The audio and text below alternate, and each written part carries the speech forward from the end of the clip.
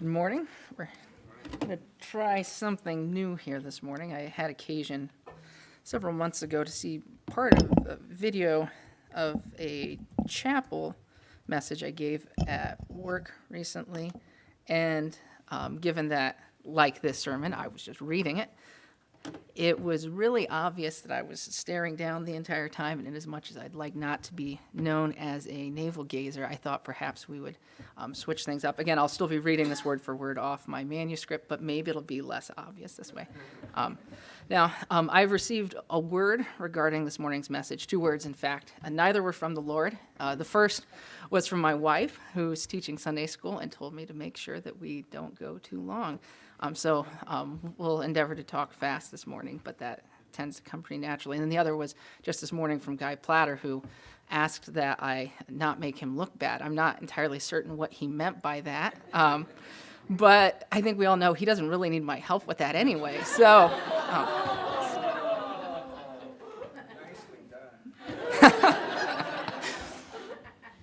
So you may recall that a long, long time ago, back when we all thought Delta was just an airline, and we were all blissfully unaware that fully 1/3 of the American population thinks the 15th letter of the Greek alphabet is pronounced Omicron, all the way back then, we started a sermon series on the Pentateuch. And that series more or less consists of 3 parts. In the first part, we talked about how to interpret the Pentateuch. In part 2, we did overviews of each of the books of the Pentateuch. And then in part 3, we've been looking at various questions and difficult passages that come up in discussions of the Pentateuch. And this morning we'll be continuing in that 3rd part. Our topics for today are polygamy and slavery, because that's what Wendell assigned me. So specifically, we will be considering why God allowed polygamy and slavery in the Old Testament. Before we get into that, though, I think a brief disclaimer is in order. As we consider these passages this morning, it is very important that we understand them against the cultural backdrop of that time. We have a tendency to import our current social and cultural understandings into these sorts of discussions, and that is not particularly helpful. It's very natural to view ourselves as the pinnacle of moral and intellectual development, and to look back on everything and everyone before us as backward, unintelligent, barbaric, uncultured, and so on. This is what C.S. Lewis would have called chronological snobbery. Now, to be clear, I'm not suggesting that right and wrong are relative or determined by what one society deems acceptable. However, if we are seeking to understand why God may have allowed or tolerated a particular practice at a particular time, we must consider said practice in the context of that particular time. So as we begin this morning, let us endeavor as much as possible to set aside our assumptions and preconceived notions, and instead seek to determine what we can glean from the biblical and historical material. Sound fair? All right, good, because if you said no, we'd have just ended here. But no takebacks. Finally, before we get started, I want to clarify that our purpose in addressing these topics this morning is apologetic. You don't have to look hard to find new atheist types like Richard Dawkins or the late Christopher Hitchens appealing to what they consider to be the unsavory nature of the God of the Old Testament as a reason to reject Christianity. I'm sure you've all heard it, but I can't resist the opportunity to give you one of my favorite quotes from Dawkins' book, The God Delusion. Dawkins writes, I can't do a British accent or else I would do that here. The God of the Old Testament is arguably the most unpleasant character in all of fiction. Jealous and proud of it, a petty, unjust, unforgiving control freak, a vindictive, bloodthirsty ethnic cleanser, a misogynistic, homophobic, racist, infanticidal, genocidal, filicidal, pestilential, megalomaniacal, sadomasochistic, capriciously malevolent bully. I've always wondered how much time Dawkins spent with a thesaurus to come up with that. This is, of course, a fallacious objection. Perhaps instead of ad hominem, we might call it ad divinum or ad divinum. I don't really know where to put the accent when I make up fake Latin words. But the God of the Old Testament either exists or doesn't, and Christianity is either true or false, irrespective of whether Dawkins finds either palatable.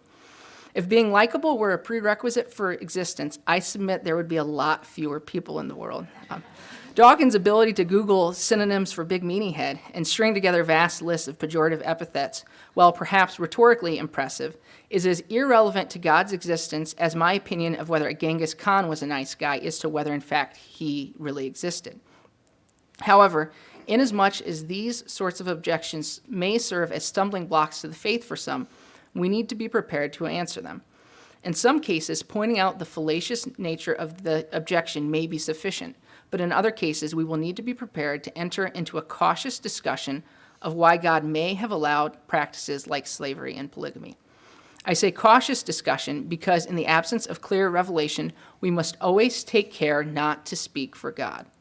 In some cases, God has seen fit to tell us why he did certain things, but in other cases, he has not, and we should not presume to know his mind. In such cases, we cannot responsibly purport to give authoritative answers. However, we can give plausible answers, assuming we are equipped with them, and this is really all that should be required to meet the objection. That is what I will attempt to do today. I cannot and will not attempt to tell you why God allowed slavery or polygamy, but I will offer suggestions as to why he may have allowed the practices that he did allow, practices which, as we will see, differ significantly from our typical understandings of polygamy and slavery. So we'll start this morning with polygamy.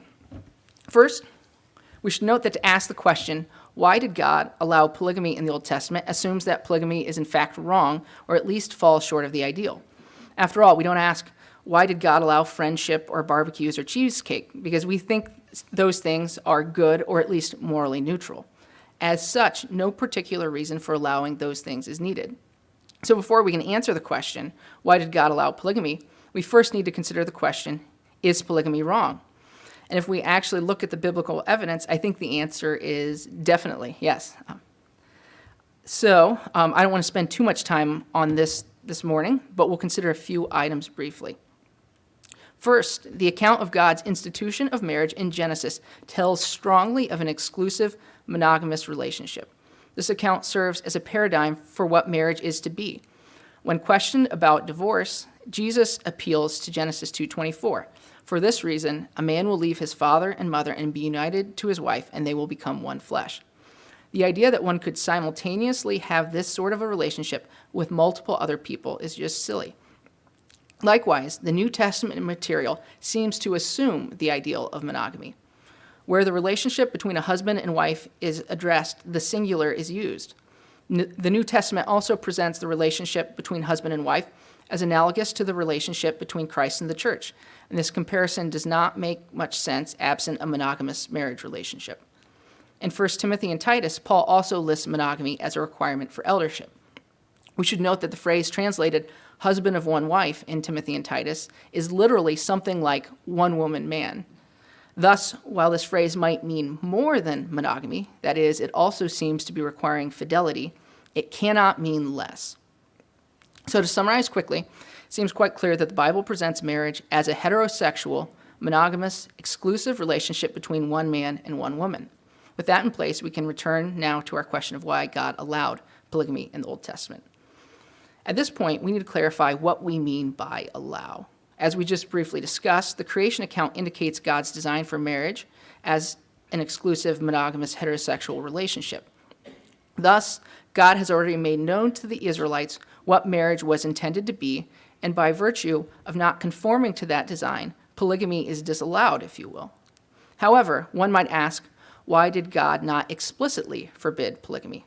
After all, he forbade a lot of other things. Why not polygamy? Well, actually, he may have. According to Paul Copan, an excellent case can be made that Leviticus 18:18 prohibits polygamy. In the NIV, that verse reads, "Do not take your wife's sister as a rival wife and have sexual relations with her while your wife is still living." However, that translation may not capture what this law is actually prohibiting.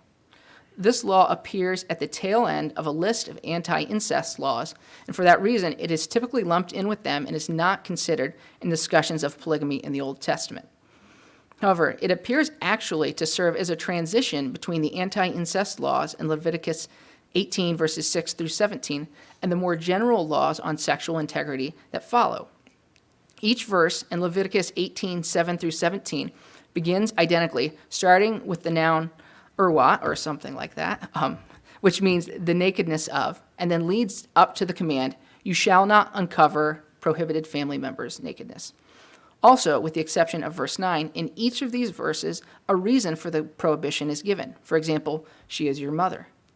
In contrast, verses 18 through 23 begin with a different construction. Each begins with what is called the wow conjunctive, which is like our word and is followed by a word other than nakedness.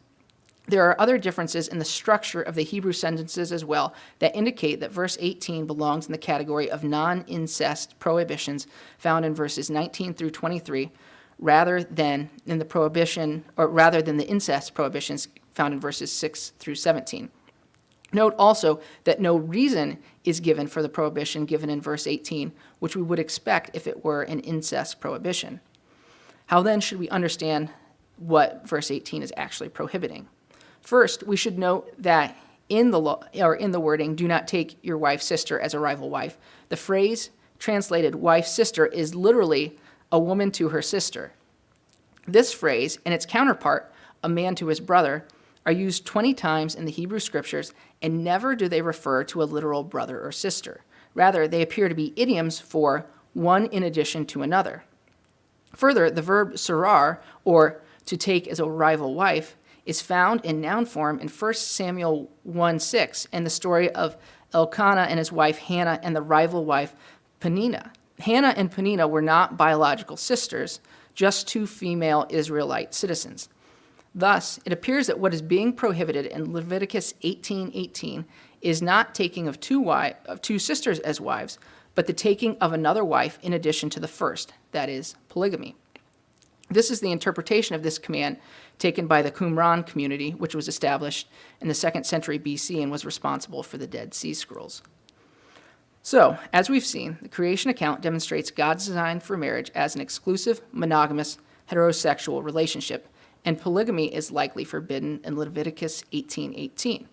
Further, where we see the ideal of monogamy ignored, we often see strife, competition, and disharmony, as in the examples of Lamech, Abraham, Esau, Jacob, David, and Solomon. God also warns against polygamy for Israel's king, who would have been the person most likely to have multiple wives. Deuteronomy 17:17 says that the king must not take many wives, or else his heart will be led astray. Now, we know that polygamy did in fact take place, both in the case of the king and the commoner. However, all this demonstrates is that the Israelites did not always follow the commands of the law. After all, the law also prohibits idolatry, and we see plenty of that in the Old Testament. Having said that, there is one situation in which a potentially polygamous arrangement is permitted or even prescribed by the law, and that would be levirate marriage. Levirate marriage was the practice of a man marrying his brother's widow if the brother died without producing an heir. The practice is outlined in Deuteronomy 25, verses 5 through 10, which read, "If brothers are living together and one of them dies without a son, his widow must not marry outside the family. Her husband's brother shall take her and marry her and fulfill the duty of a brother-in-law to her. The first son she bears shall carry on the name of the dead brother, so that his name will not be blotted out from Israel. However, if a man does not want to marry his brother's wife, she shall go to the elders at the town gate and say, 'My husband's brother refuses to carry on his brother's name in Israel. He will not fulfill the duty of a brother-in-law to me.' Then the elders of the town shall summon him and talk to him. If he persists in saying, 'I do not want to marry her,' his brother's widow shall go up to him in the presence of the elders, take off one of his sandals, spit in his face, and say, 'This is what is done to the man who will not build up his brother's family line. That man's line shall be known in Israel as the family of the unsandaled.'" Now, there are some really interesting things happening here, including the whole family of the unsandaled business. And if you, I didn't have a whole lot of time to look into this, but I did very briefly. And if you want a really not PG-13 or R-rated sermon, look into some guesses as to what that ritual is representing. But we're not going to be touching that today. We're going to confine ourselves to the details relevant to our topic. Note first that nothing in this passage legitimizes polygamy outside of a possible levirate marriage situation. If we are correct that Leviticus 18:18 prohibits polygamy generally, Nothing in this passage would undo that in the majority of cases. Rather, this passage carves out an exception in response to a very specific situation. Note also that nothing in this passage necessarily requires polygamy. It only requires that when a married man passes away without leaving an heir, the man's brother must marry the deceased man's wife or face public shaming. In some cases, the deceased man probably would have had an unmarried brother, so the practice of levirate marriage in those situations need not have resulted in the brother taking a second wife. However, this passage does not specify or require that the man who is marrying his brother's widow be unmarried. Thus, it stands to reason that at least sometimes the deceased man would not have had any unmarried brothers, and as a result, a man who was already married would be expected to take his brother's widow as an additional wife. So what are we going to make of this? Here's my suggestion. Sometimes, in response to situations that are less than ideal, the law makes concessions to prevent those situations from getting worse. Divorce serves as a good example of this. God designed marriage to be permanent, and in a perfect world, there would be no divorce. In Matthew 19, when the Pharisees ask Jesus in what situations divorce is permitted, Jesus doesn't even answer their question initially. Instead, he directs them back to the creation story and God's design for marriage and concludes by saying, "What God has joined together, let no one separate." The Pharisees then press Jesus, asking why divorce was permitted under the Mosaic Law. Jesus responds with the following: "Moses permitted you to divorce your wives because your hearts were hard, but it was not this way from the beginning. I tell you that anyone who divorces his wife except for sexual immorality and marries another woman commits adultery." Now, we don't have time to fully unpack Jesus' response here, and it's really not relevant to our topic. If you're interested in that, I would direct you to the study on divorce and remarriage that the elders undertook a number of years ago. For our purposes this morning, it is sufficient to observe the reason Jesus gives for why divorce was permitted under the Mosaic Law, because of the hardness of human hearts. Divorce is not part of God's ideal plan for marriage. As Jesus says, it was not this way from the beginning. However, we do not live in an ideal world, and divorce is permitted in certain circumstances by God in recognition of this. I would argue that polygamy in the case of levirate marriage should be viewed similarly. It's difficult for us today to make any sense of levirate marriage because we live in a vastly different time and culture. But in ancient Israel, to have a married man die without producing an heir would be catastrophic. The perpetuation of the family line and a permanent share in the land were two of the biggest material blessings that God gave to his people. A man who died with no children lost his place among the nations, since his name would die out and his share of the land would go to someone else. Further, the man's widow might have difficulty supporting herself, especially as she got older.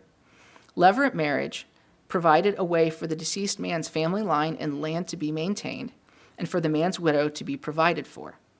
Further, levirate marriage was very different from typical polygamy in its intent. In polygamy, as we typically think of it, a man sought to acquire wives for his own benefit. In levirate marriage, a man married his brother's widow not for his own sake, but for the sake of his deceased brother and his brother's widow. That a man who refused to enter into a levirate marriage had to undergo a ritual designed to publicly shame him suggests that it may not have been something most men were eager to take on. One last item on levirate marriage before we move on.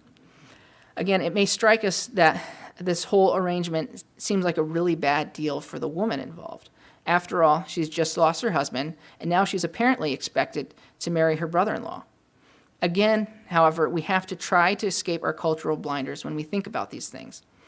We're not talking about 21st century American culture where men and women choose on their own whom they want to marry. We're talking about an ancient Near Eastern culture where many marriages would have been arranged. Levirate marriage was also not unique to the Israelites. In Hittite law, and probably other ancient Near Eastern laws, a widow could be married against her will to any male relative, even to her deceased husband's elderly grandfather or infant nephew. In contrast, the Old Testament law only allows her to be married to her deceased husband's brother, who would likely be at least fairly close to her age. Note also that the description of levirate marriage in Deuteronomy does not state that the woman must marry her deceased husband's brother. It only says that she must not marry outside the family. Presumably, if she decided she preferred to remain single, she could do so. So to summarize what we've covered, The creation story demonstrates God's design for marriage as between one man and one woman. The ancient Israelites would have had access to the creation story and thus would, or at least ought, to have been aware of this. Additionally, polygamy in general is likely outlawed in Leviticus 18:18. The only situation in which God clearly permits a potentially polygamous marriage is levirate marriage, and this practice existed not for the benefit of the man entering into the levirate marriage, but to preserve the name and land of the deceased man and to ensure his widow was provided for.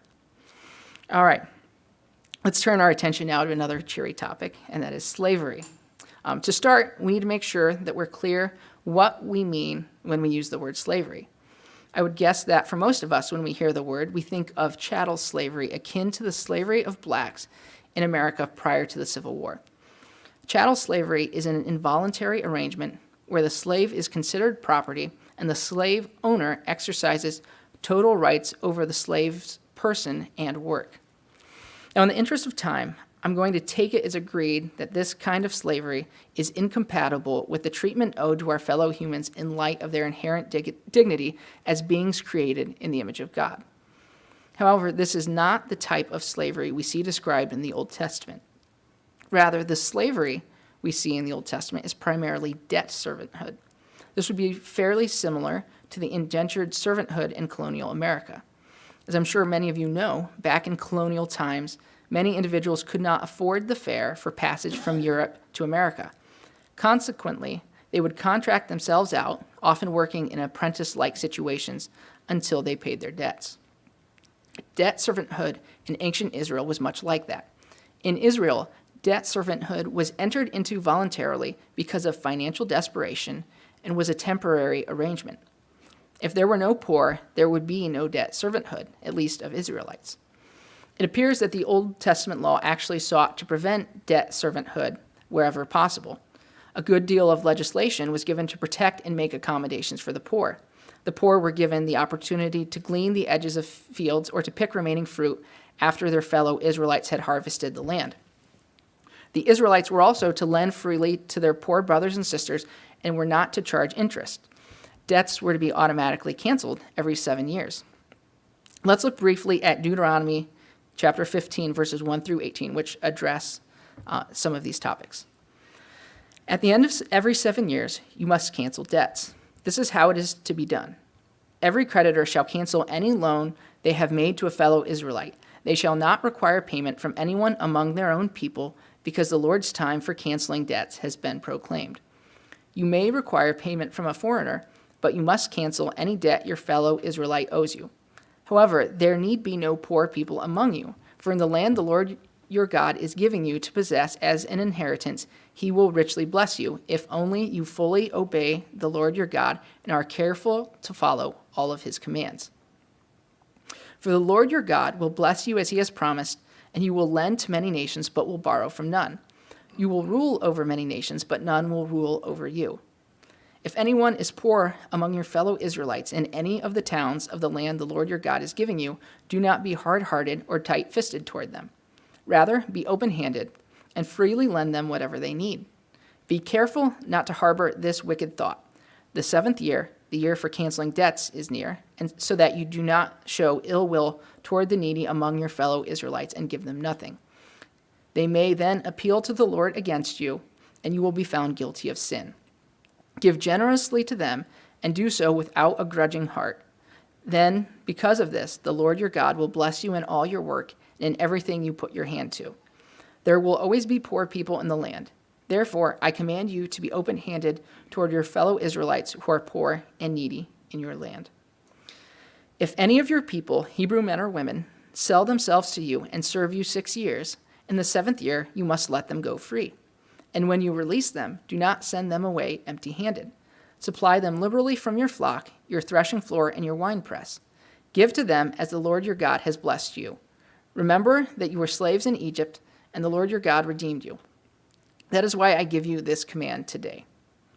But if your servant says to you, I do not want to leave you, because he loves you and your family and is well off with you, then take an awl and push it through his earlobe into the door, and he will become your servant for life. Do the same for your female servant.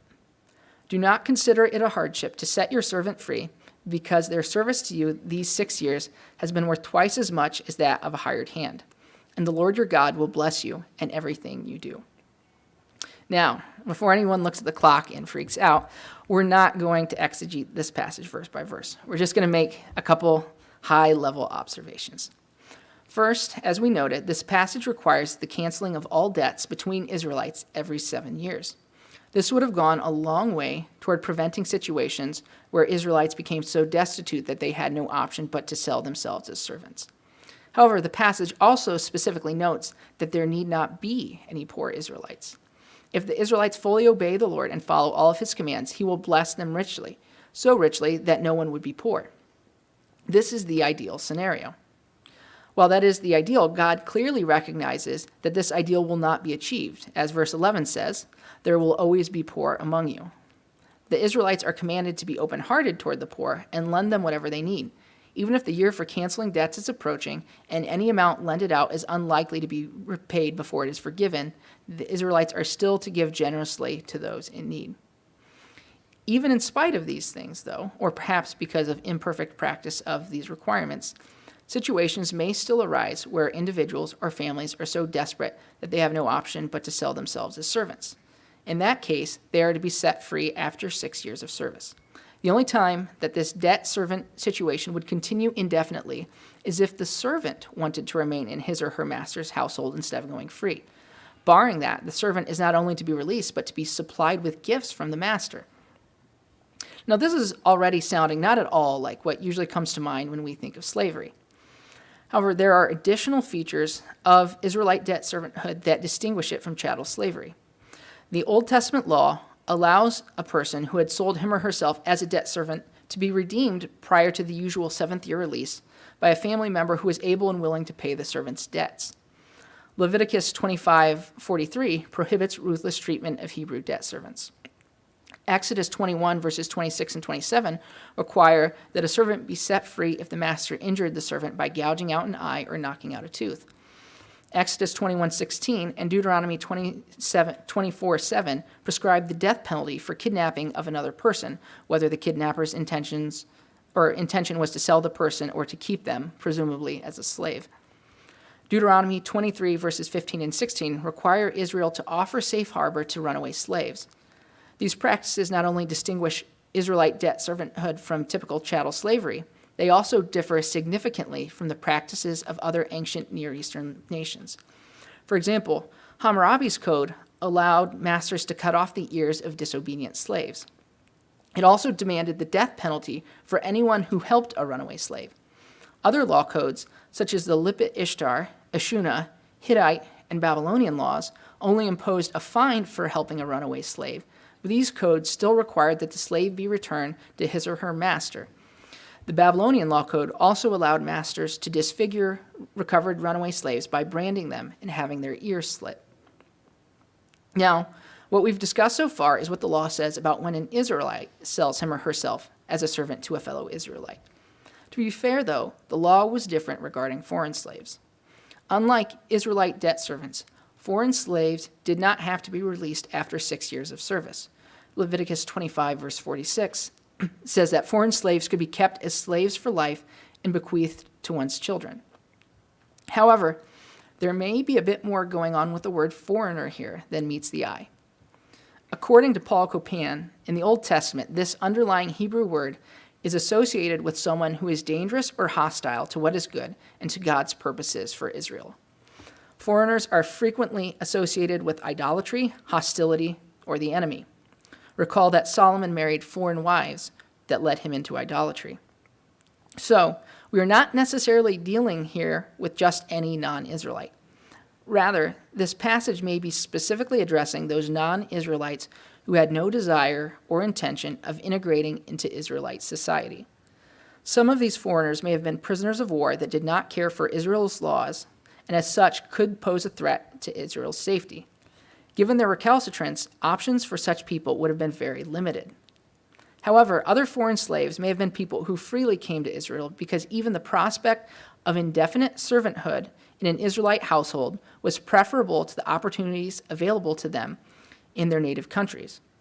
Note also that while the law did not require regular release of foreign slaves, other protections for slaves or servants would still have applied, including release for certain injuries.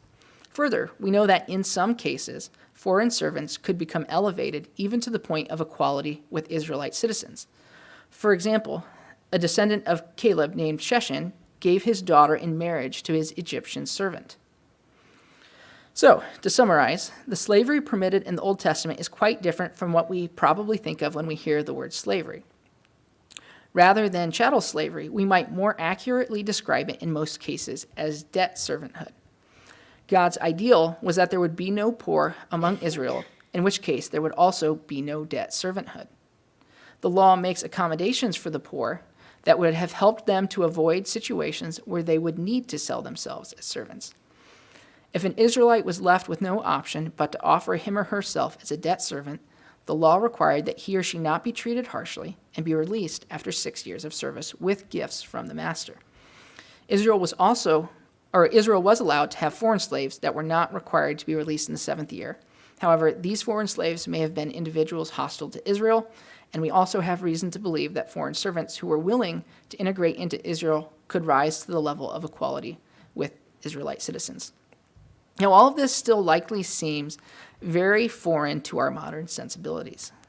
However, I think the following quote from Old Testament scholar Walter Eichrodt sums up the matter well, and we'll conclude with this. The norms given in the Book of the Covenant reveal, when compared with related law books of the ancient Near East, radical alterations in legal practice, in the evaluation of offenses against property, in the treatment of slaves, in the fixing of punishment for indirect offenses, and in the rejection of punishment by mutilation. The value of human life is recognized as incomparably greater than all material values. The dominant feature throughout is respect for the rights of everything that has a human face. And this means that views which predominate universally elsewhere have been abandoned, and new principles introduced into legal practice. Ultimately, this is possible only because of the profundity of insight hitherto undreamt of into the nobility of man, which is now recognized as a binding consideration for moral conduct. Hence, in Israel, even the rights of the lowliest foreigner are placed under the protection of God, and if he is also a dependent without legal rights, to oppress him is, like oppressing the widow and orphan, a transgression worthy of punishment, which calls forth God's avenging retribution.